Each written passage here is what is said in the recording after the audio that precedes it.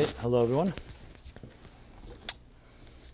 Being that tonight is the new moon of the month of Adar, so Freilich and Chodesh. We say every month a Freilich and a happy month, especially this month, which is double happiness, because as the Talmud says, Mishanichnas Adam Harbin B'Simcha. When Adar this month enters, we increase in joy. So a happy Chodesh Adar. And actually this year is a double Adar, because it's a leap year. So, is it? It was last year. I'm sorry. My mistake. I was going to say two. There's double 2 days Rosh Chodesh Adar. So tomorrow, Thursday and Friday. So it's a double Rosh Chodesh Adar. And last year was a leap year, yeah. Some years there's actually a double Adar, not this year. So it's a 2 day Rosh Chodesh, 2 days Rosh Chodesh, which really means that this is when we sanctify the moon. Now is not the place to go into why there are 2 days, but it really comes down to being precise, that it wasn't very clear exactly when they used to sanctify the moon based on the witnesses. So it wasn't always clear in the areas outside of Jerusalem or outside of Israel when it was. So bottom line is we have double joy, double Rosh Chodesh joy. Okay. I also want to say, I want to dedicate the class to Chaim Nachum Ben Menachem Mendel, the Shloshim, tonight, on the 30th of Shvat, the first day of Rosh Chodesh Adar. And they're dedicated by his dear son, Mark, and his wife, Rebecca Belinsky. So, now, the way the Talmud puts it is very interesting. It doesn't say just when the month of Adar enters, we increase in joy. It actually equates it with, oddly, with a different month. And it says, just as Kishem, Shenichnas Av, as when it comes of, the month of Av, the sad month, the saddest month of the Jewish calendar, we decrease in joy, Memaitim B'Simcha. Kach, same thing, in Adar, we increase in joy. Which immediately begs the question, joy is joy. We all know that life is not perfect, and there'll be times in life when we'll have sad moments. But why throw it in our face, almost like as if equating and saying, just as you decrease in joy, you add in joy? Why bring these two together? And I've discussed this a number of times, that you find a similar thing, that when Moses decreed, why we sit, God forbid, we sit Shiva 7 days. Many people think Shiva means sitting. It also means Shiva as 7 days. And when we grieve for the loss of a relative, a friend, a parent, or a close relative, a blood relative. But there too, the Talmud says that Moses decreed 2 things. He decreed 7 days of grieving and 7 days of celebrating. That's why we also have Sheva Brachos, 7 days of celebrating after a wedding. Again, throwing these two extremes together, as I said, if a person is happy, why do they have to remember and be reminded that there's also sadness? So, as we shall discuss through this evening, we'll see, because joy has a far deeper meaning than just having fun. When someone's having fun, yes, you may not want to remind them that there's other things in life. Joy, simcha, has a far deeper meaning than just frivolous fun. It's a whole state of being and connected to all of life. And so I just posed that question at the beginning, and I'll answer that in the course of this class. So it's always good to begin with a provocative question. But maybe the biggest question of all is an issue that so many people struggle with, and that is their own personal happiness in life. In a disproportionate way, more people are unhappy than they are happy. And within life itself, there's also, you can ask the question, even when you have happy times, if you had to compare the two, make 2 lists, are there happier, was most of your life happy, or most of your life is sad? So I can't answer the question for everyone. Everyone has their own answer. But there's definitely a very heavy dose, a very disproportionate amount of misery. Some people, it's revealed, and some people it's concealed. As the Rose said, most men lead lives of quiet desperation. So many people are very quiet about their so-called despondency and their marash chayre In Hebrew, Morish Chayr means like a dark temperament. And there's Mara Levena is a more light temperament. And whatever reason it is, it's been analyzed by many people. Why is our generation less happy than previous generations? So some argue very much so, even though one would think that we have more freedoms today and a higher standard of living and more options than ever before. So it would seem that we should be happier than when our grandparents were able to survive with far less money and far less possessions and far less materialism. So a number of years ago, I was at a conference in Peru, in Lima, Peru. It was on happiness, and it was myself and another individual, a professor. I forgot his name. What his name was? He was a professor of psychology, psychological professor who we spoke on happiness. So he gave the so-called secular psychological take. I gave a mystical, the Jewish take, both universal, but nevertheless from different sources. And I remember something interesting he said. He said that studies show that the country that has the most people per capita that are happiest is Holland, of all places, Holland. And there are different theories why that is. Some say maybe because they all have free health insurance. It's a socialist country somewhat. Maybe some other reasons like that. But he traveled there and he noticed something interesting. That in Holland there are no public advertisements. There are no billboards. They don't advertise, there's no billboards. And so his theory was the following. After doing some research, he figured that in the Western world, by the time you're age 20, you have seen 1 million advertisements. Seen or heard 1 million advertisements on radio, television, internet today, newspapers, magazines, on the street. Just walk the street. How many advertisements are coming your way? You walk into a store. So he said, in Holland, you don't have that. And since you don't have it, people are satisfied with less. Because even though this modern world offers so much, but it also tells you how little you have, because everything is open. And when you travel anywhere you go and you look and you say, here, if you dress like this, you'll be happy. If you travel in this type of car, you'll be happy. If you wear this perfume, you'll be happy. Everyone's selling you all kinds of products, and they're psychologically playing on your mind because that's the whole point of advertising. They want you to buy the product. And everything, and there's no way that you can purchase all the products that are advertised, so you're left with a very deep sense of wanting, because you think that everybody else has it, you don't have it. Whereas in Holland, since there are no public billboards, the advertising is far less inundating and not such an assault on the psyche. Now, whether this is correct or not, I don't know this theory, but it definitely was very intriguing that it's true. And they've had experiments like this. People who have large homes and are complaining, and they had them live for a while in a very small home where everybody was living in 1 or 2 rooms. And after a while, they stopped complaining because it all comes down to how much you think you're missing out on. So in a strange way, you could say our materialistically heavy society, with all its offerings, also is focused very much on superficial happiness. And you just can't have it all. And on the contrary, the more there is, the more you feel how little I have. It would be like, if you only had one option for a meal, you'd be happy. But suddenly you see a menu with 1,000 options, you can't eat it all. I know some people try, but you can't eat it all. So you're left with, okay, I only got 1 out of 40 options. So it's strangely, the options, which are so much of a hallmark of our free society and our advanced society, are also teach us how little we can really gain. Which in truth is, if you're really intelligent, you understand, because materialism by definition can never really satisfy you. So it's not about, and let's say you were able to eat it all, you'd really be happy?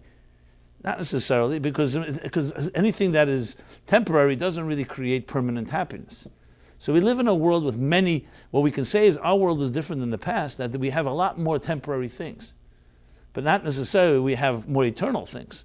So once upon a time, there were only a few temporary things. So you either had a few or you didn't have them. Now there's millions.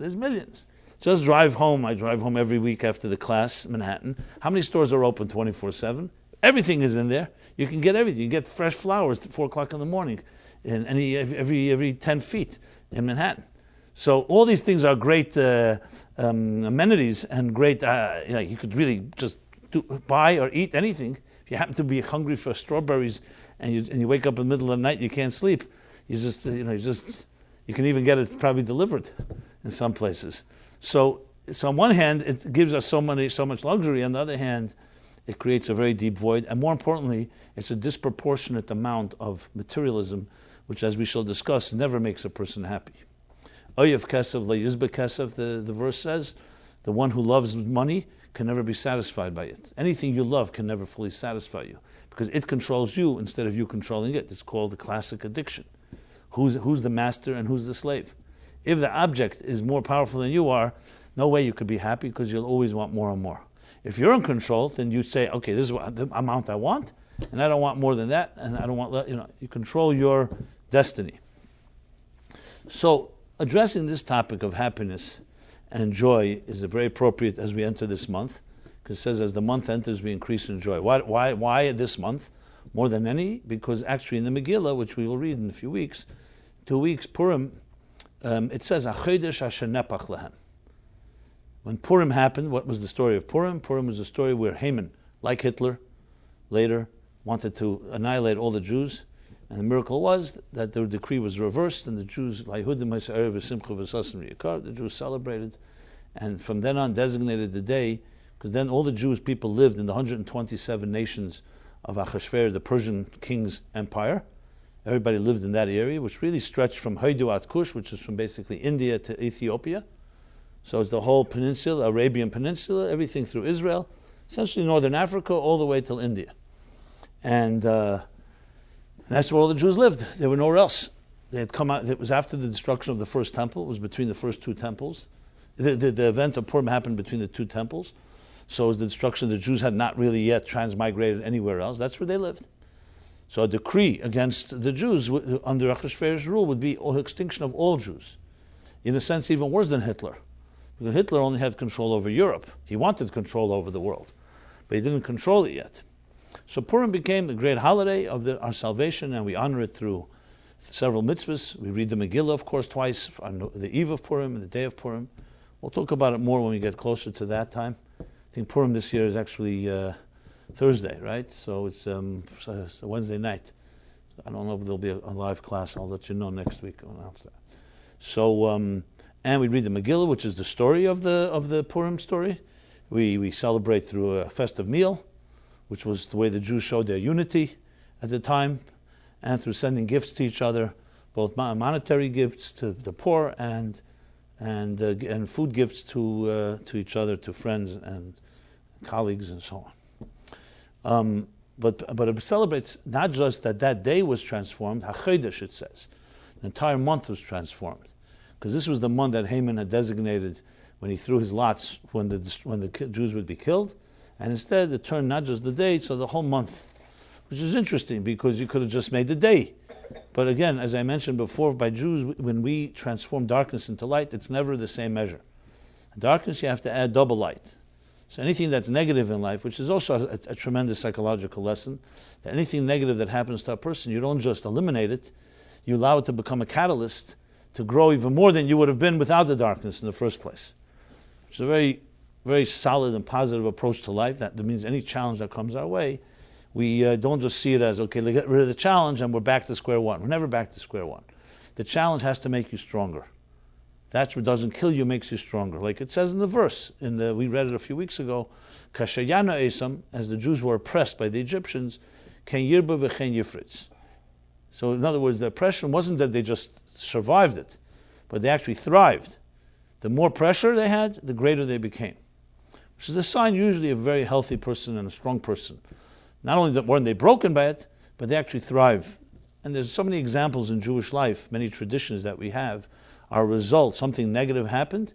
We didn't just say, okay, thank God it's gone. We increased, like Chol Purim. Would have been nicer if we didn't have the decree in the first place. But then we wouldn't have the holiday of Purim. So the decree is over already thousands of years ago. And now all we have is a celebration. We remember what happened. Hayom Ma'el Niskarim V'Nasim, we remind ourselves. But what remains with us, for thousands of years, Haman gave us a party, a holiday. And the same is true with Passover, for that matter, and Hanukkah, and everyone that was involved with a negative thing. Yom Kippur, for example, is also as a result of the building of the golden calf. Had the Jews not built the golden calf, we would have no Yom Kippur. or maybe you could argue you could have had it for different reasons. But technically, it came as a result of Moses shattering the tablets, going back to pray for the Jewish people, as I've discussed this at length in that period in time, the month of Elul, Rosh Hashanah, and then Yom Kippur, Salachti Kidrecha. God says, I've forgiven. It's essentially forgiveness for that crime. And Moses returns with the second tablets. And the commentaries ask the question, Chayta Niskar? Chayta means a sinner gets rewarded. They built a golden calf, and not only did they get back the tablets, they got even more than they started with, as the Talmud says, that the second tablets brought them the oral Torah and the Medrash and so on and so forth. And the answer is no. If one sins with the intention of trying to gain, that's not acceptable. That's not acceptable. But after the fact, if a person made a mistake, whether it was deliberate or not, and then they did true tshuva, they true remorse, and truly transformed it, then they get more than what they started with. Because now they have a deeper appreciation and a deeper passion for what they initially lost. And so therefore there's it's not just we fix the past, we actually transform it, and then we become stronger. As Hemingway wrote, that life breaks all people and some are stronger in the broken places. And throughout Jewish tradition you'll find this. And it's also not just collectively, but even individually, healthy people, that's how they deal with challenges. Which is also connected to the joy, as we'll soon discuss. So that's why HaChedesh, not just the day or the few days, but the entire month becomes a celebrating month. The entire month is considered a Mazel Bari, Mazel Gever. It's our Mazel, our so-called, believe in luck. Our stars, our shine, and others an opportune time for success in investments, success in different challenges that we have, because the channels of joy are open. Like anything, when a person is happy, generally you can get more favors from them when they're happy, because they're just in a more pleasant place. When they're not happy, it's harder. So the same is true on a divine level, that the divine channels of blessings are open in this month more than any other month, because there's joy below and joy above. There's a very moving episode when the Baal HaTanya, the Alter Rebbe, that is Rabbi Shneur Zalman of Liadi, he passed away on a Saturday night, the night of Chavdala Tevis. So it says that his grandson, the Tzemach Tzedek, documents what happened, and he writes that after he was very ill. It was during the war between France and Russia, and he had to run because of the war. Napoleon was marching onto Russia, getting closer to Moscow. Anyway, as a result of all the trials and tribulations and travails of his journeys, he succumbed and he passed away that Saturday night. And it was right after, he says he made Havdalah, and then afterwards his soul, he explained in a very dramatic way, describes it. But he says that night, because his grandfather was so ill, Tzemach Tzedek was led the prayer service, the Ma'ariv prayer service, which would end up being the last prayer service of the great Baal HaTanya. So as he was saying the prayer service at Tzemach Tzedek, and he knew how sick his grandfather was, how ill he was, he was very sad, and the prayer was said with a lot of sadness, with tears and so on. And he writes, Tzemach Tzedek writes in a letter, he writes that my grandfather called me over after I finished davening, and he didn't say anything till I finished, and said to me, this was the last thing I would hear from him in this world. He said to me that he heard from his teacher, the great Maggid of Mizrich, that Kamara Adam Lamaila, which means it's like Kamayim Aparon, that when you look into that one heart is reflected in another. That the way you behave, that's how God behaves with you. So there's an expression that Kamayim Aparon Kain Lev Adam LaAdam, which means just as a face is reflected in water, so too one heart is reflected in another. It says when you are despondent and sad in your prayer, you create that there's be sadness coming from above. And when you're upbeat and positive, then you also get simcha and joy from above. This became obviously an important lesson, even though it seemingly was justified. It was justified. I mean, he was sad because his great-grandfather was about to pass away. But nevertheless, he learned the lesson that you always have to have this positive attitude, which of course begs the question then, so is there no room for sadness? What was exactly the point? And here we go back to the story of Purim. It's interesting, this great month of joy doesn't just come out of nowhere. It's not like, suddenly one month of the year is chosen to be the most joyous month. If you said it about the month of Chodesh Hashvi, let's say, which is the month of Tishrei, you could say, there's Rosh Hashanah, there's Yom Kippur, there's Sukkot, there's Simchas Torah. But here, it's due to actually negative events. It was due to the fact that the decree of Haman was not fulfilled, and that is what brought the joy. So it's interesting, it's not just a regular type of joy, it's a joy that comes actually from a negative. So you could say, what kind of joy is that already? As I mentioned before, you could say, I would have rather that it didn't happen in the first place. So of all places we celebrate, what's the joyous month of the year? A joy that comes from the transformation of something that was negative. Which makes you think about simcha and joy, what exactly is joy in the first place? All these things seem to be more than just the idea of joy. So this, and hence the question, is joy a verb or a noun? Is joy an action? We just say, okay, let's be joyous. Let's figure out how to become joyous. Or is it a noun? Is it a state of being? Which is, in Hebrew, is it a pu'ula, an action? Or is it a nifel? Is it a state of being? Is it a mitzias, a state of being? Just to explain what this means. For example, as human beings, would you say intelligence is a state of being? Or is it an act? The answer is obvious, that it's really both, but primarily a human being is born with intelligence. If you said, for example, a person, let's say, is I'm just thinking of any type of trade, he delivers the mail, a mailman. No one's going to say that anyone's born being a mailman. It happened to be a job. You could say certain jobs fit particular talents, but many jobs don't. Many jobs happen to be a job. It's an opportunity. You wouldn't define yourself by your job. Like I've often said, you ask someone, who are you? They give you their business card. But then when you think about it, that's not who you are, that's what you do. And very often what you do doesn't at all reflect of who you are. But when you say, for example, intelligence isn't just a superficial or a type of non-inherent part of who we are. No, a baby born may not have a conscious intelligence yet, and they can express it, but if they didn't have a brain in their head, and that brain would not develop, they would never learn, they would never gather intelligence later. So an inherent part of us is that we're intelligent creatures. And now the question is whether we act on it or not. So the act of gaining intelligence is a verb, but the state of intelligence is a state of being. The same thing as many things when we say something is acquired versus inherent, which is a critical question about human beings. If you want to really understand yourself, you have to know this part of your personality is an acquired dimension, something you gained through, let's say, education, parental influences, social influences, or is it something you were born with?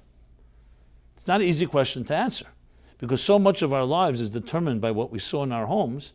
It's hard to say, if I was in a different home, would I be a different person? And you have studies. You have studies of even identical twins who at early age, God forbid, were separated. And they grew up in very different cultures, different homes. And you could see there, some things they have similar, and some things they become very different. That's where you would have a perfect study of what is inherent and what is not. And it gets more complicated because sometimes even hereditary traits that we inherit from our parents are not activated until there's a culture that helps activate it. So you can also have many dormant traits and that remain locked. And if you don't have a culture that cultivates it, it could remain there for the rest of your life. You'll never even know you had it. For example, the talent called music, musical talent. Now, we know musical talent, you can't always know who has a musical talent or not. They don't always show it. Sometimes you'll have a genius where they sit down at a piano and they just begin to play music and you just see it. But how many of us may have a musical talent and we may die before we ever discover it? Or for that matter, other talents.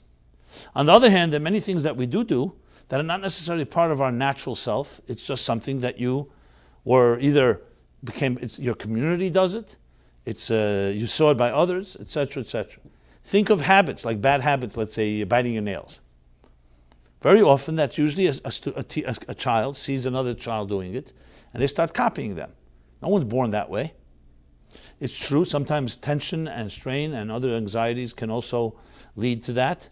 The point is, no one's born a certain way. But then there are things that we are born with. So this is a whole complicated discussion, what's called nurture versus nature. And very often, especially at early age, it's been proven as they say, that as neurons are fired, that's how they get wired.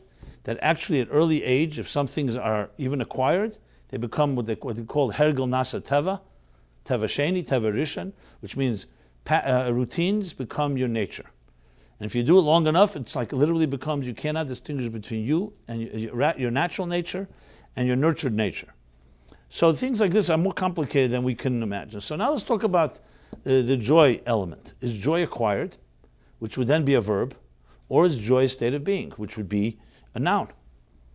Are we born joyous, or is it something you later pick up? Now you ask most adults, they think it's acquired. That's why the best-selling books are always how to be happy. The best proof it doesn't work is because every time another book comes out, it becomes a bestseller. So it means that the first one didn't work. So clearly, people are not getting happy by all these things that are telling them they'll get happy. And how many things have you bought in your life, whether you bought a product or you bought into something that was supposed to make you happy, and you're not happy at all? It convinced you. Some things are pure manipulation and complete scams, and some things are, in between.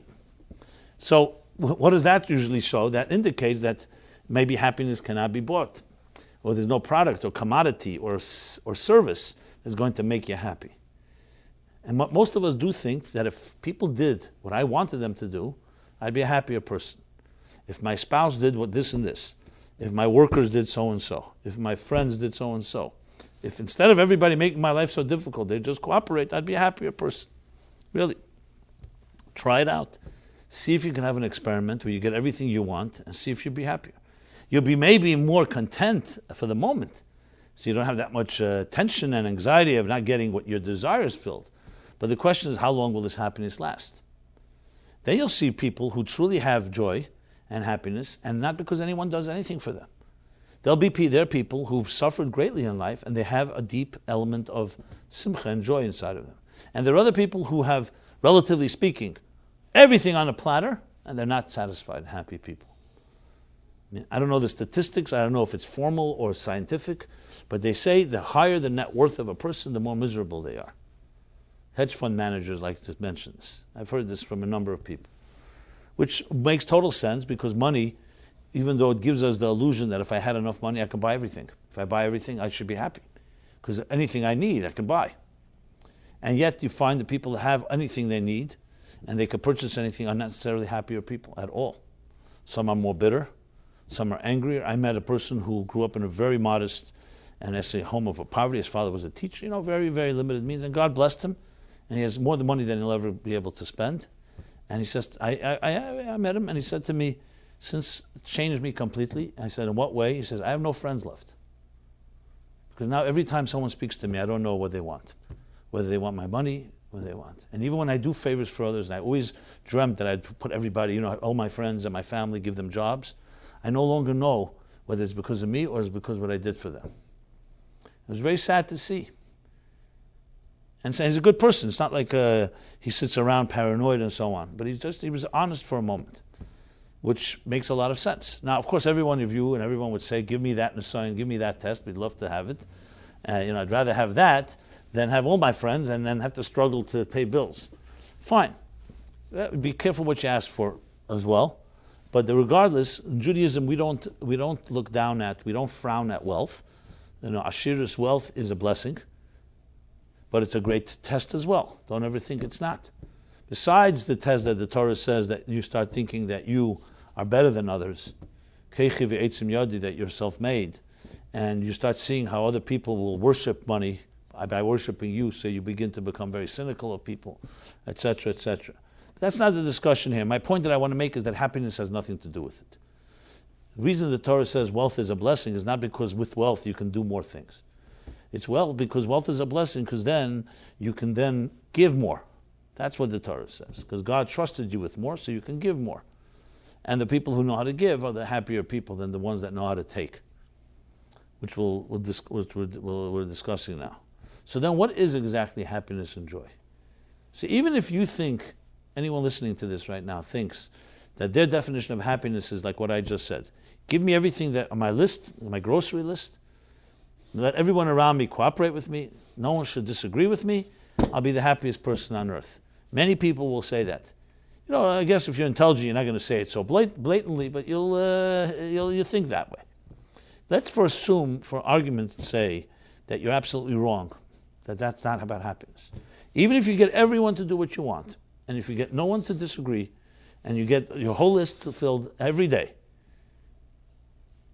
and you then discover that you're not a happier person, what would you come to a conclusion? Your conclusion would be, my definition of happiness is wrong. You still want people to do what you want. You're bidding, but it doesn't mean that your definition of happiness is right. So the Torah does give us a definition for simcha, which I'm going to address now.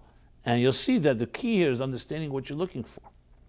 So people will say, I want happiness. I would say to them, define happiness. Let's just give an example. Someone said to you, you have two options. God came to you and said to you, I'm going to grant you achashalti, one request. What would you like? So many people would say, get rid of all my problems and give me only things I want. Many people, the simplistic answer. Or here's option number 2. You say to God, whatever comes my way, give me the intelligence to know how to navigate and deal with it. Most people would choose number 1 because it seems it's the more immature response, just get rid of my problems, give me everything I need. But you've not been empowered by that. Basically, it was like just everything was taken care for you. The second answer is actually what King Solomon said when God offered him. He said, I want wisdom. He didn't say, I want a life of no anxiety. I don't want a life of challenges. He said, then give me wisdom, because if I have the tool. So think of it like this. If you were a swimmer, and you love to swim all the oceans in the world, and you, again, 2 options.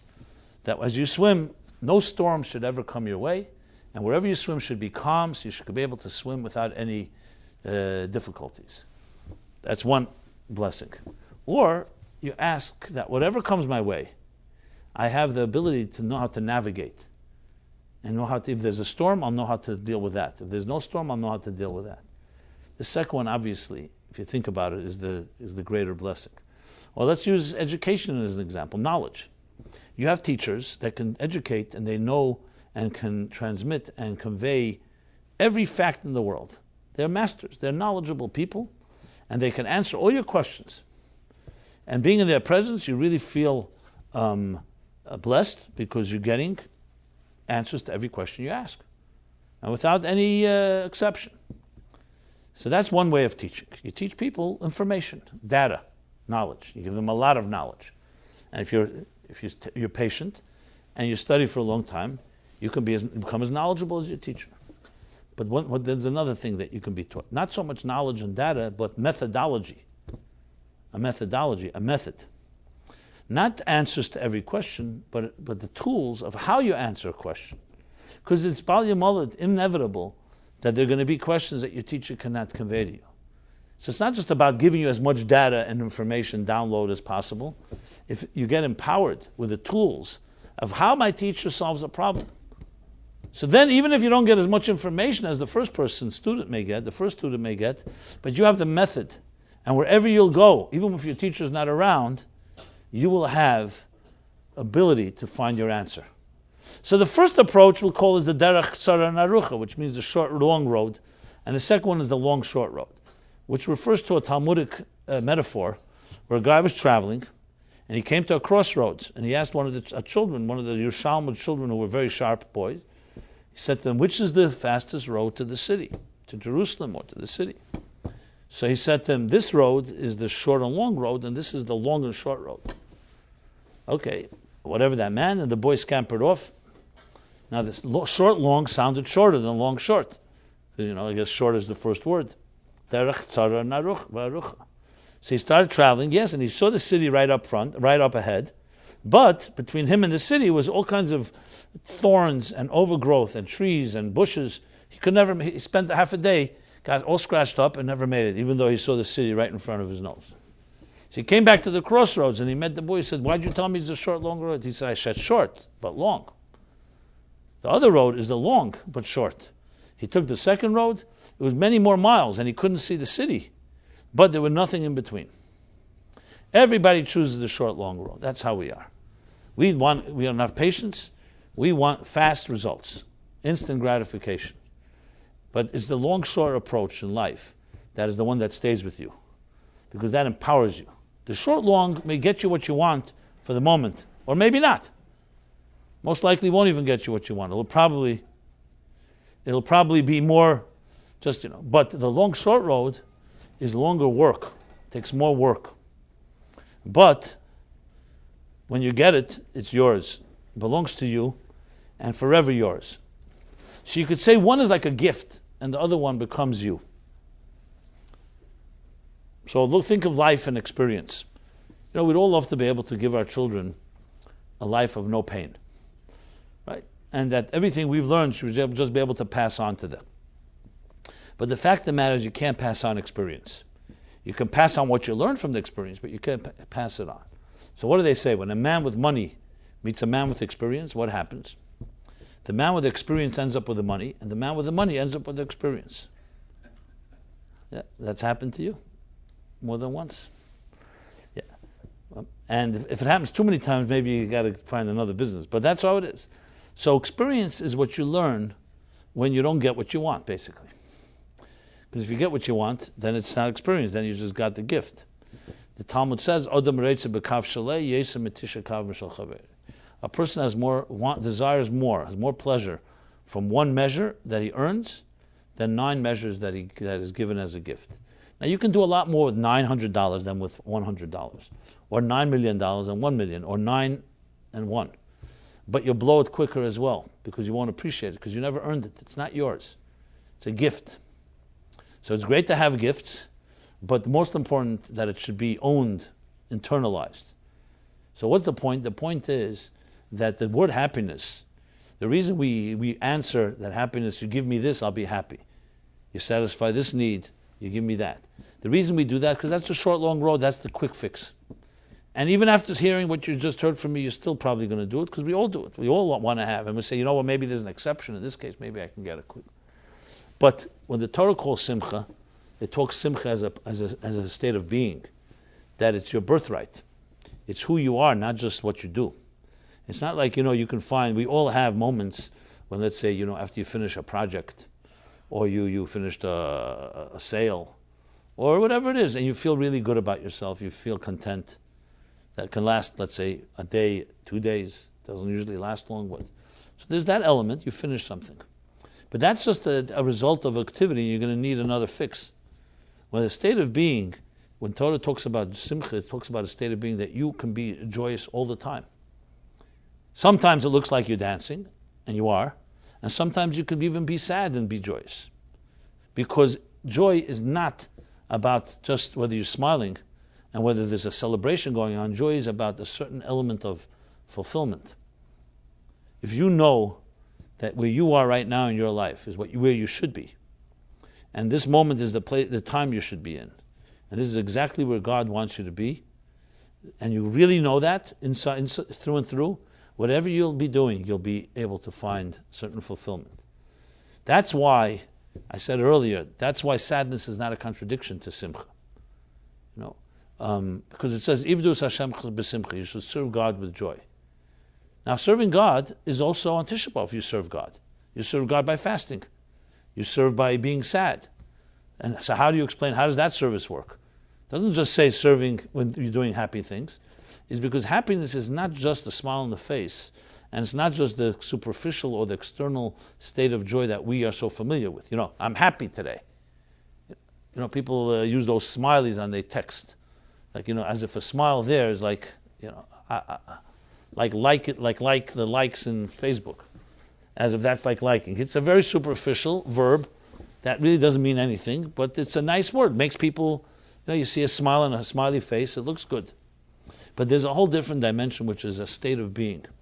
Take children now. Have you seen a child that was born sad? Now, there are exceptions. There are clinically and emotionally and psychologically children, either due to some malfunction or to a difficult pregnancy, or usually due to something the mother did. A child may have a certain natural sadness, but that's not seen as a natural thing. That's seen as a problem. Every child is born happy. But happiness doesn't mean the child comes out giggling. The child doesn't just, its state of being, it's comfortable in its own skin. So basically, you can almost argue, if you go even deeper, that consciousness, self-consciousness, is the root of all our misery. Because if you're not a self-conscious person, why would you be sad ever? Children are not self-conscious until their parents make them self-conscious, which is the sad reality. When the parents start criticizing or projecting their own attitudes. But children by nature are joyous creatures, which tells you that the soul by nature is joyous. You know why? Because it's connected. It knows why it's here. It knows that it has a purpose, and it knows it's fulfilling its purpose. So the natural state of a human being from a Torah point of view is a state of joy. So of course you'll ask, so then why do we have a mitzvah Ivdus Hashem, and what is month of Adar? We'll soon get to that. But the natural state of a person is a joyous state. Not neutral, definitely not sad, is a joyous state. The concept of sadness as we know it does not exist in heaven. It only exists on earth.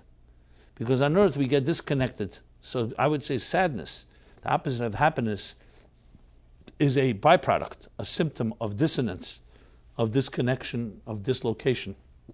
You know, we call, in Hebrew there's a word called galut, galus. Galus means exile. When the temple was destroyed, because of our sins, we were exiled from our land. But galus is much deeper than just an exile. You know, you can exile someone and excommunicate them, or what do they call them? Deport them. So that's an exile. You lived in this community your whole life with your family, friends, and neighbors and so on. They say you can never come back here. So that's a very sad thing. The Chinuch, the Sefer HaChinuch writes that galus in some ways is worse than death. Because dislocation is worse than death. Death is a one-time thing, and dislocation is your entire life. You're no longer allowed to come back to your home, so to speak. But what's really the problem with that? It's not just the physical, geographical thing. It's because it means that your natural spirit, what you're comfortable with, is you're dislocated. Psychological dislocation and spiritual dislocation is the real problem. You're no longer the natural you. You're in a situation that's not natural to yourself. You know, so this is essentially when we talk in psychology, dissonance. You're dissonant. You're not in your natural waters. You feel separate from something. So for instance, when we talk about the word in Hebrew, mitzvah means connection, and avera means disconnection. Avera means havara mireshus l'reshus, you moved away from your place. So you know, sometimes when a person says, I feel like I belong, and then a person says, I feel like I don't belong. Sometimes in nature, sometimes in water, we feel very comfortable. We feel like we're naturally belong in water. And it's not a surprise. For 9 months we were spent in the embryonic fluids of our mother's womb. The Torah says the human being is a small organism. The universe was immersed in water, submerged in water for the first day of its creation. So we all naturally feel comfortable in water because it's a natural place. You feel nurtured. You feel enveloped, engulfed in another presence. So there are times when we feel psychologically that way. When we feel disconnected, we feel self-conscious. Like self-conscious means you don't feel like you naturally fit in. That is a form of psychological dissonance or psychological dislocation. So happiness is the state of when you feel belonging. And sadness is a state when you feel disconnect. Now, since every human being by birthright and every soul is connected to its source, to its purpose, therefore it's in a natural state of joy. When it comes into this world, it's called the Golus ha-neshama beguf. The soul is now trapped inside of a body that has other needs. Here we live in a world that has material needs. We have to deal with illness, disease. We have to deal with corruption, duplicity. These things are very uncomfortable. Imagine, I'm sure you've had situations, you go to a party or an event and you feel in the air, very toxic air. It's usually when the hosts are very dysfunctional or uncomfortable and the whole room feels uncomfortable because it spills over, Or you've ever in the presence of someone that's just lying to you. You feel they just lied to you and you know they're lying to you and they don't know you know. What does it make you feel like? you feel toxic, you feel contaminated, you feel defiled, violated, because suddenly, lies or other things. So we have a natural state when someone tells us the truth, when something resonates. You hear music, for example. Music makes you feel like you belong, because music touches your heart and soul. It connects you. So joy is very much is related to the idea of connection and belonging, and every child has that. When do we begin to lose it? When our parents, our educators, our community begins to become self-conscious and starts imposing on us self-consciousness. So now you're suddenly aware of yourself. Oh, I'm aware of myself. I'm not so happy today. So happiness is more than just, as I said, a smile on the face or a dance or a song. It's a state of being, of belonging. Now, when a person has that, even sad moments also become part of that simcha dika state. What does that mean? It means that they do not get devastated by it, and they're able to ride through, like I said before, a good swimmer that knows how to navigate every given situation. That's why the Talmud says, Kashem, just as we decrease in joy in the month of Av, we increase in joy in Adar. It's not trying to remind us of sadness, it's trying to tell us that part of the joyous experience is also there are moments when you go down. Like one of the Rebbes once said, that life is like a Ferris wheel, like a wheel. Sometimes the wheel is on top, but when you're on top, remember, the wheel turns, and there'll be a time when you'll be on the bottom. But when you're on the bottom, always remember it's going to turn again, and you'll be on top again. In other words, you understand and appreciate the cycle of life.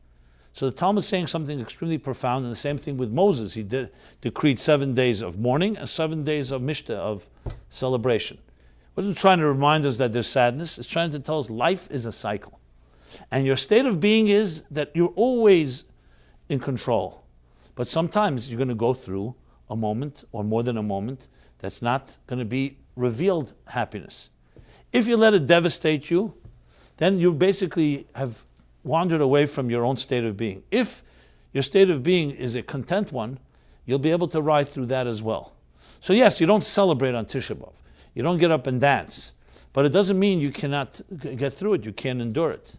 So when do we learn joy in this month, the month that is transformed, Chedesh HaShanepach, the month of Adar? We don't just learn it we learn it from a negative experience. That though they were about to be killed, they were freed.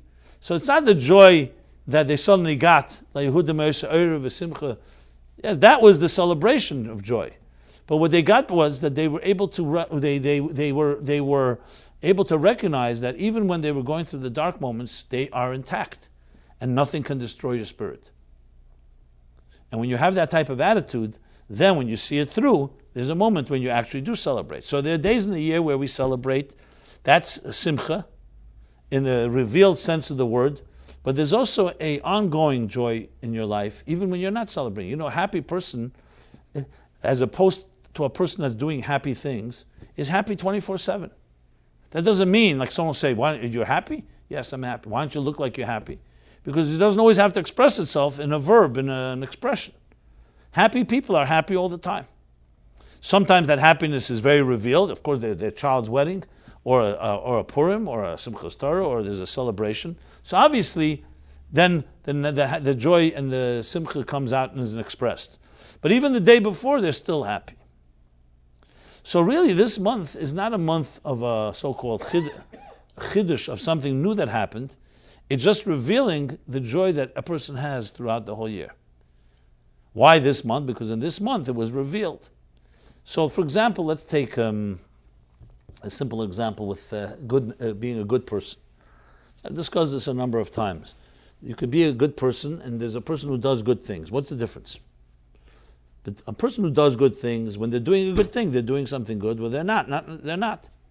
A good person is 24/7 good.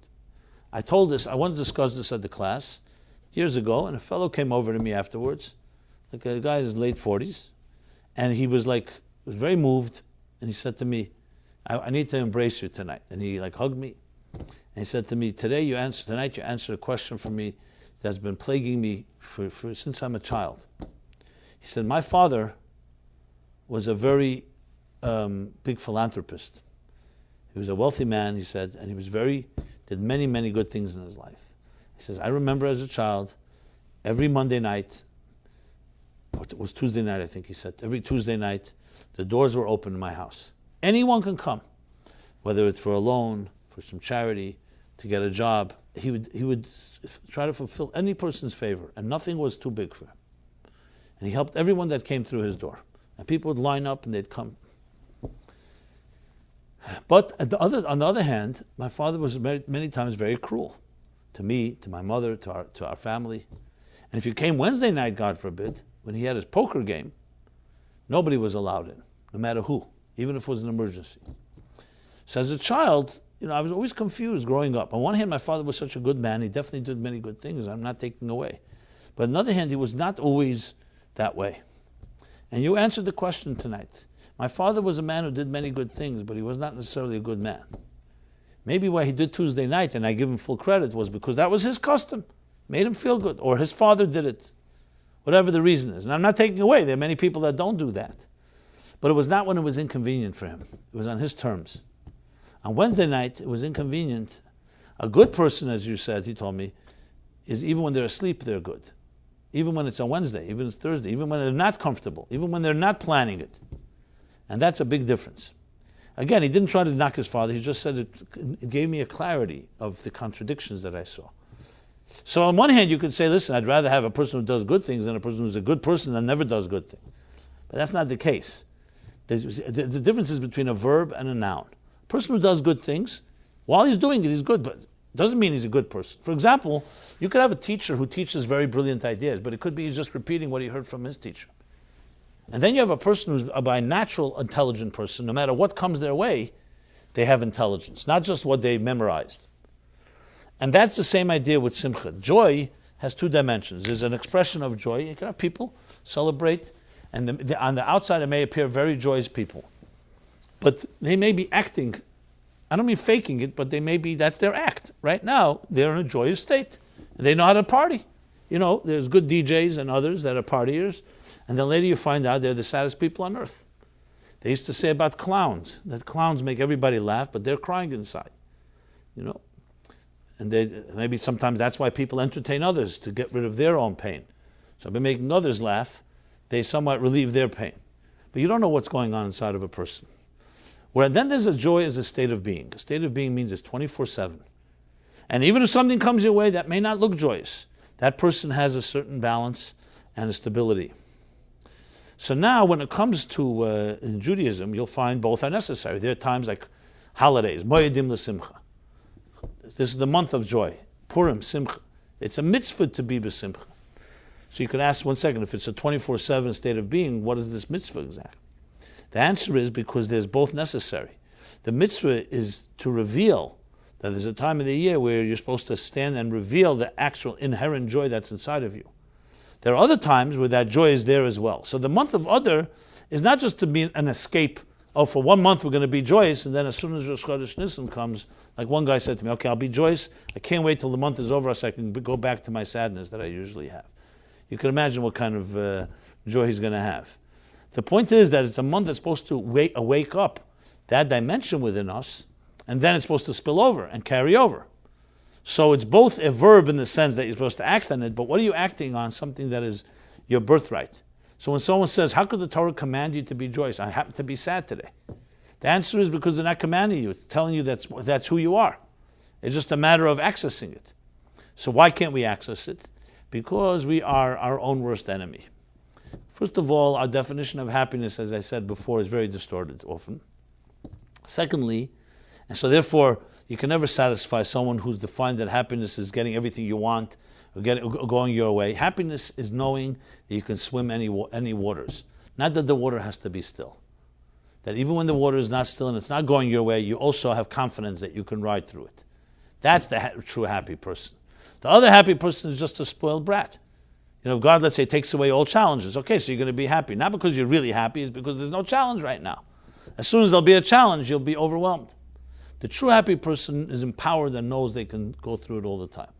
The second impediment that we put in our way is our fears, our insecurities, and are we trapped in our own notion and our own perspective on things, not just of joy, of life.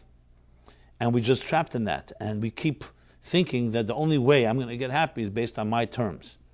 So that's why joy in Judaism is connected to bittul as well. What's bittul? Bittul means you're not always right. You don't have it all figured out. There are things you don't have figured out. And you're able to let go of the things you worship and what you decided is a given, that alone can help a person be joyous. I'm not sure who it was that said this, but they say, if everything went right in my life, I'd be happy. So his response was, if you'd be happy, everything would go right in your life. See the difference? So one wants things to be taken care of, and then I'll be happy. Like as if happiness is an outgrowth of that. The truth is, if you were happy, things would go much easier. Who wants to be around a person, for example, that's not happy? So you get yourself into a vicious cycle. If everyone did what I wanted, I'd be happy. But who wants to be around you if you're not happy? So first be happy, as the Tzemach Tzedek heard from the Alter Rebbe. So even though it was sad that night, and his grandfather was passing on, and it was sad, what the Alter Rebbe was telling him, he was telling him that he shouldn't feel sad over the death of his grandfather. He shouldn't feel sad over this talkus, over something that's, the sadness is also part of life. He was just saying, don't let sadness control your life. You control your life. The face you put on, your attitude, is what controls your life. And if you allow events to control your life, you no longer really have the dignity of that control. Under a chuppah, same thing. We break a glass. At the end of a wedding ceremony, we break a glass. So different reasons for it. You have all the different jokes that the Bat Chanim and others say under the chuppahs by weddings. But one of the reasons is because we remind ourselves, Im Eshkachech Yerushalayim, we don't forget Jerusalem. That even though we're celebrating a wedding, we know that Ozimol is Chayk Pina, we can't celebrate completely, because as long as the temple is destroyed, as long as Jerusalem is not complete, we can be complete. That's essentially the reason one of the main reasons we break the glass. So of course the obvious question is this. Okay, fine. Remember Jerusalem at the end of the wedding, other days. The high point of a person's life, right there, under the chuppah. It doesn't get more sacred and more joyous at that moment. As they say, even if there's battles in the marriage, it usually doesn't happen right at that moment under the chuppah. So there's the high point of marriage. You have to remember the destruction. But think about it, you'll see why. Because it's not about your joy that matters here. You are there to celebrate your natural connection that you found your soulmate, that God created the world and allowed two and separated individuals and said, here's a time where there's a reunion, not a union, a reunion of two souls. It's not about you. So since it's not about you, you don't just think about yourself, you think about others. So even though you may be very happy, but there are people out there that are broken. The temple, as long as the temple is not standing, the Talmud says it's as if we destroyed it, which means there's some breakage in this world. So your joy is not disconnected. It's not some escape to an island of your joy. Now you're happy, you've an oasis, you've separated yourself from the world, I'm happy. That would be an escape. That would not be real. It wouldn't be a state of being. That would be an act, a verb. Joy, real joy, is recognizing that there is a world that's not complete and you've brought some simcha and joy into a broken world. It's not denying that there isn't something broken. And you'll see this psychologically. People who are completely consumed with their joy, like it's a selfish joy, theirs, then the day comes when they don't get their way, they're completely devastated. And there are people who remember in their highest points of joy, it's not just about me, there's another world. I'm careful. I'm not arrogant. I'm sensitive. There are other people who may not be happy tonight. Those people, when they go through difficult times, they also are not completely shattered. Because it all depends. If you're completely it's all about me. So just like you rise by the sword and then you die by the sword. If you have a measure of bittul, which means a humility around your celebration, yes, it's a very special day for me, but you recognize someone that may be less happy or someone who's not so blessed, then when you're in a sad situation, you're also remembered because it's not total. That's the beauty of this understanding balance. That joy is not about, I'm happy right now. Okay, so it's two things. It's not just I'm acquiring something that gives me this action called joy. It's a state of being. And it even is there when things are not going so well. Because it's about you and your purpose and connection to life. That connection is ultimately what gives people a sense of satisfaction. Now that's why all the books we buy and all the tricks of the trade will never work. Because you're trying to get something when it's inside of you. No one can give you happiness. Happiness is a byproduct of a sense of connection. You're not going to be connected, nothing can make you happy. You'll be connected, you'll be happy with everything. It will not be measured by others, it will not be measured by how much you have or how little you have. That's why you'll find the happiest people in life, you'll ask them, what's your secret? They have no secrets. I think it was John Stuart Mill that said that happiness belongs only to those people that don't pursue it. Anyone pursues happiness, they never find it. Because happiness is not a product. It's something that results from things you do. Something results from the way you feel about yourself. It's a state of being. State of beings cannot be acquired. You either have it or you don't have it. And that is a very, very big difference than what most of us think of Simcha. So yes, you could celebrate Purim and this month in a way like a verb. You have people, they get happy but that's not the real meaning of it. The real meaning of it is that it's a month that gives you an opportunity to access the natural joy which is your birthright. And obviously act on it. It's a very different approach. Now, I'm not suggesting at times if somebody doesn't have it yet, so at least let them act on it. Let them at least have the verb, even if they don't yet have the noun. But the truth is we do have the noun. It's just a matter of our own mechanisms. And I see this all the time.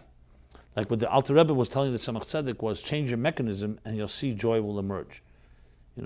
Sometimes we get too consumed with our own sadness. We start having what's called self-pity. Start wallowing in your own mercy over yourself. Look, I feel if I had what that person had, how come nobody cares? You start becoming a sufferer. Instead of Jews suffered in history, but they didn't become sufferers. It's a very big thing.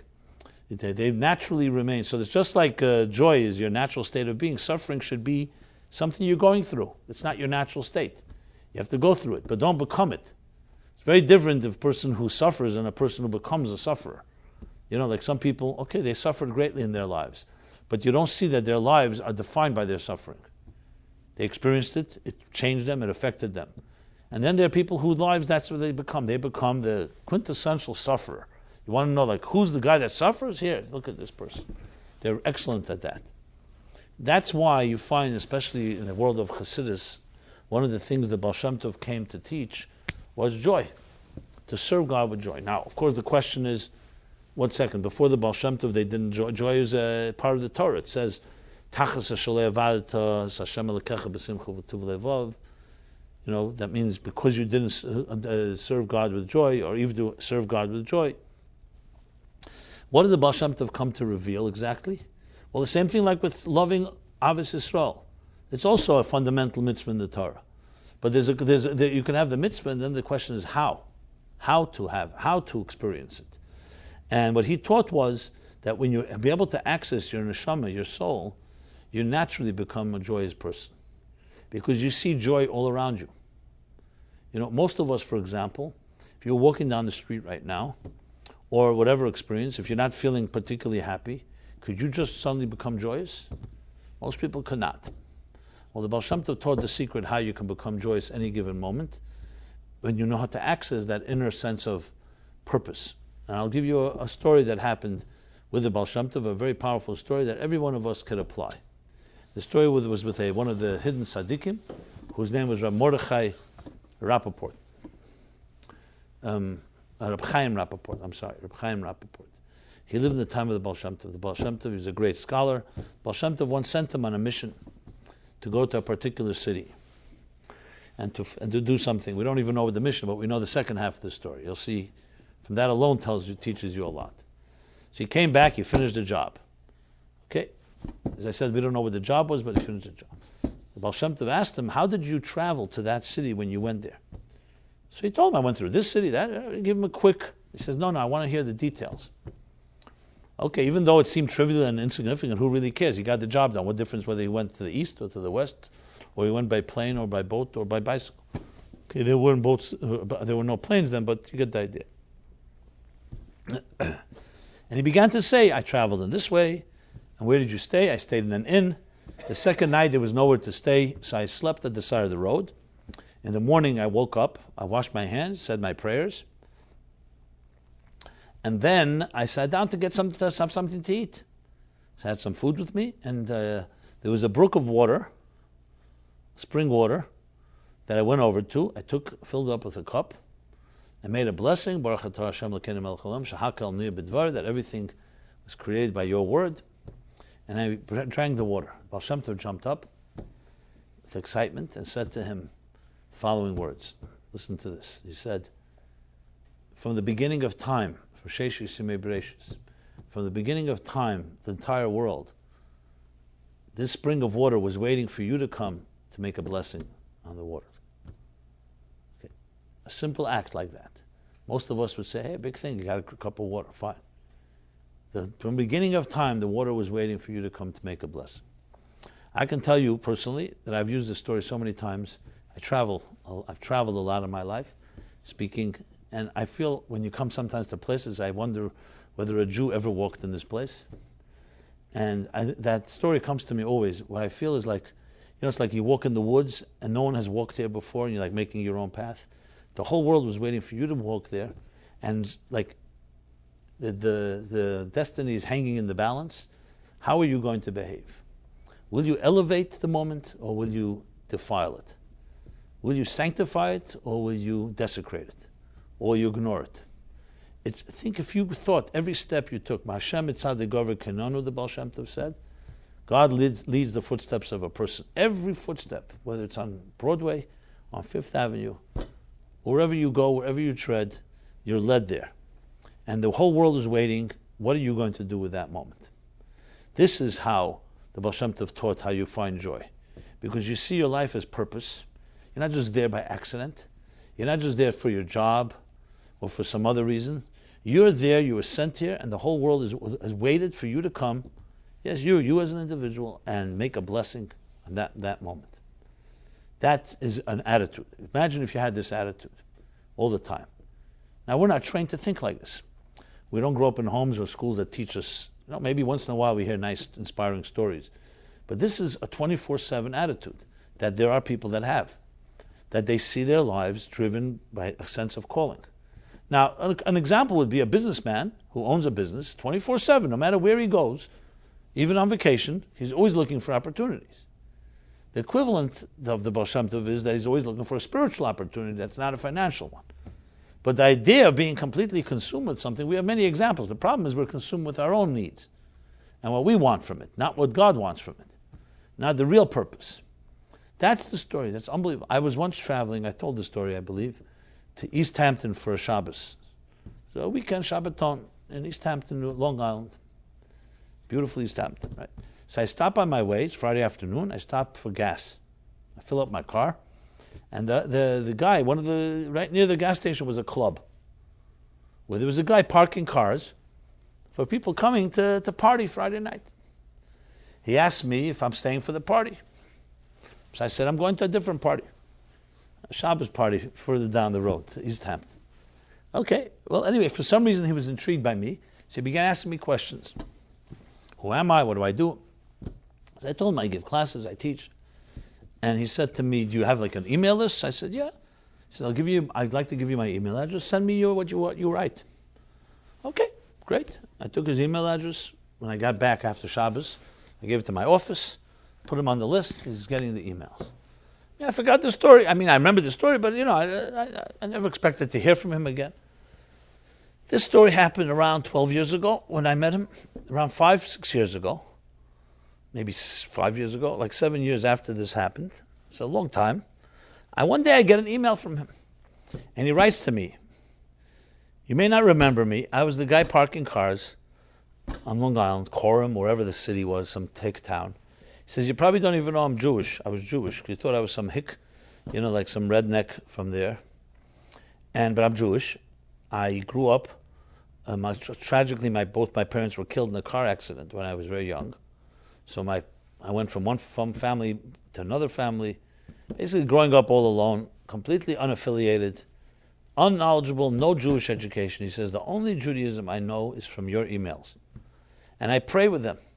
Every email you send. If it's Rosh Hashanah, I pray with that for my Rosh Hashanah prayers. A Yom Kippur email, I prayed with that for Yom Kippur. Sukkot, and he listed everything. Simchas Torah, and Chanukah, and Purim, and he had it all down. Because I write about these things. I write, the psychological meaning, but he says, these are my prayers. That's what I do. It's my synagogue. You've become my synagogue, my holidays, my entire Jewish experience. And you probably didn't know this, who I was even. You just gave me your email. I just gave you my email address. I was so moved by this, because it reminded me immediately of the Baal Shem Tov story, obviously. After that, I became an email junkie. Wherever I go, I gather emails, because I realized maybe the whole technology was created just for that moment. Obviously, for money moments like this. So we make a whole thing about technology and the internet. Because had there not been technology, no email, what's the likelihood that he would have come to New York to my class? Very unlikely. But email doesn't have issues of time and space. He could be where he is. He gets an email. It's free. We press a button here, and 1 million people can get it. 100 million people can get it. I mean, it's amazing. And I realized to myself, just a simple story. Now, all of us have this opportunity. You don't need to be like a great person to do this. You just have to look at your moments. Why were they given to you? And you tell me, if you saw your moments this way, would this not bring joy? The joy is from not just the joy from the beautiful act or the kind act, and you gave somebody a little sustenance, or you inspired them and gave them a warm word in a dark, cold day, but you sense a belonging. It's like you think to yourself, this is why I'm here.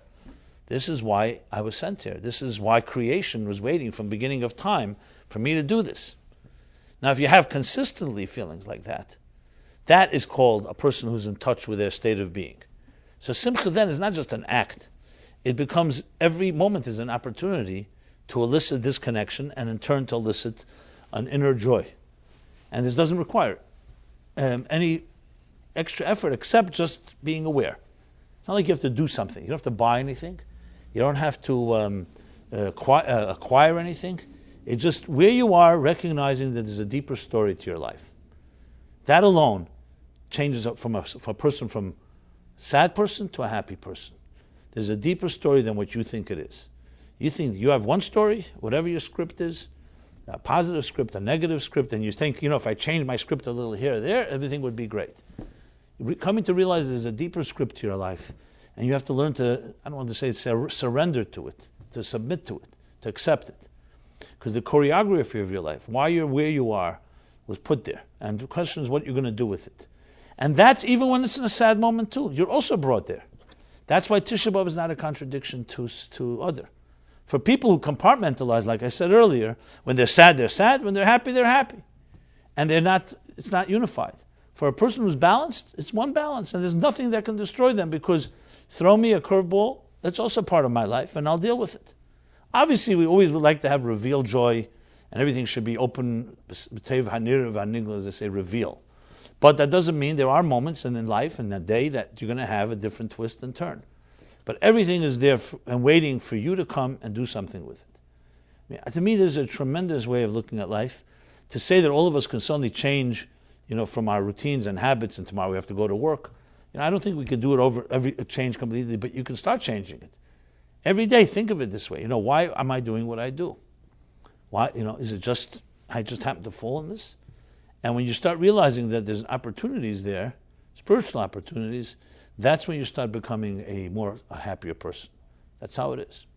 I remember, I think it was my daughter or someone that said to me, there's a line, I don't know where this line comes from, but they say, when you don't have what you want, it's time to start wanting what you have. Okay? When you don't have what you want, it's time to start wanting what you have. I know it sounds like a cliche, but some cliches happen to be accurate. Since I'm already mentioning cliche, I'll give you another cliche that I just heard from somebody. What was it?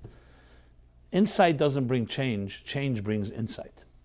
So many people think, if I had a deeper insight, then I would change. No, change for the better, and then you get insight. Okay, I can give you a whole bunch of lists now. A bunch of them are coming. All these counterintuitive ones. When it comes to tzedakah, they say the same thing, is that people think that people's investment follows their heart. It's not true. Their heart follows their investment. Same idea. when you're invested in something, then your heart is theirs as well. So, with all that being said, we enter this new month, a month that transforms, which also gives a deeper meaning. Transforms what? It transforms not just a sad month, miyogan l'simcha, a sadness to happy. It transforms an attitude that a whole month that could have been a sad month, a sad events, or just neutral. It transforms the way we think about it. Because today, the month is no longer transformed. It happened already. Haman is long gone. Achashverosh is long gone. So is Vashti and Zeresh and all the other, Vayizasa and all the other characters. They're all dead. They're all hung. So how are we transforming the month now?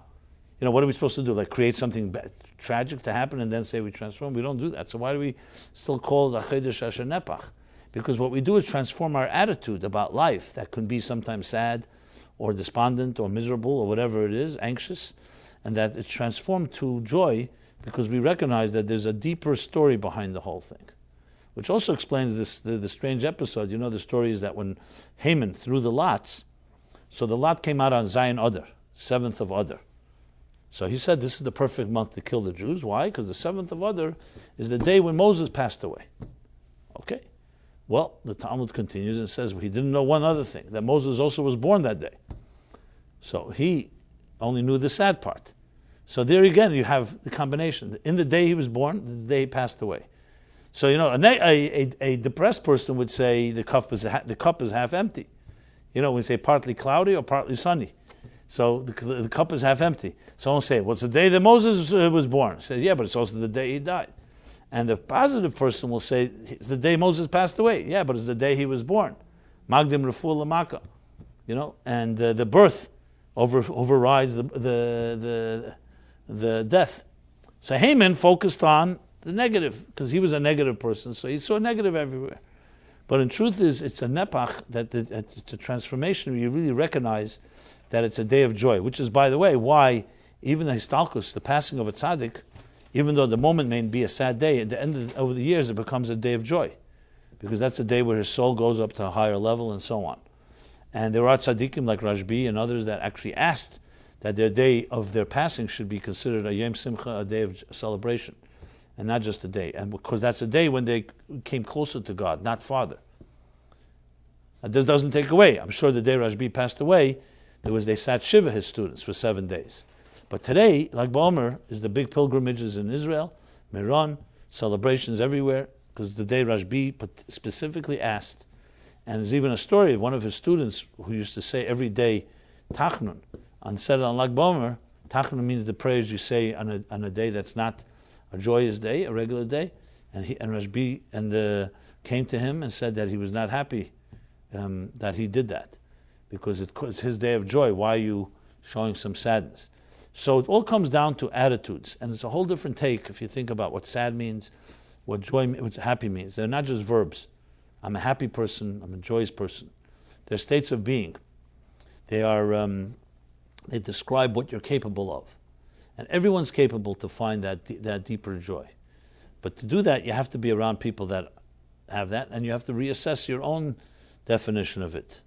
And then when you look at it, it becomes a whole different type of story than just a question of how do I become joyous when I'm sad. It's understanding that there's a whole deeper story. So, with that said, everyone should have a very joyous month of Adar in a revealed way, that whatever challenges or difficulties or obstacles should be transcended. Simcha peretz geder, it says.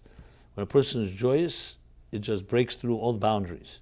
So joy alone brings you the experience of freeing yourself. And if you really knew that you're deep down your heart really a joyous person, it's like anything in life. When you really know something about yourself but you can't access it, it's very different than when you don't know you have that.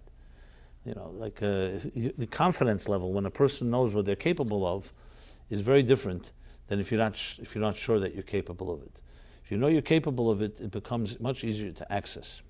So everyone should have a joyous month in every possible way, and hopefully bring joy to other people as well. And it's a cycle. Joy breeds joy, as confidence breeds confidence, and as belonging breeds belonging. So again, I want to dedicate the class to our good friend whose Shloshim is tonight, the passing of Nachum Belinsky, the father of Mark, and may his soul, as it goes to his journey, go with joy, and may it bring joy to his family and to all of us. And until next week, Wednesday, everyone have a very joyous week. Thank you.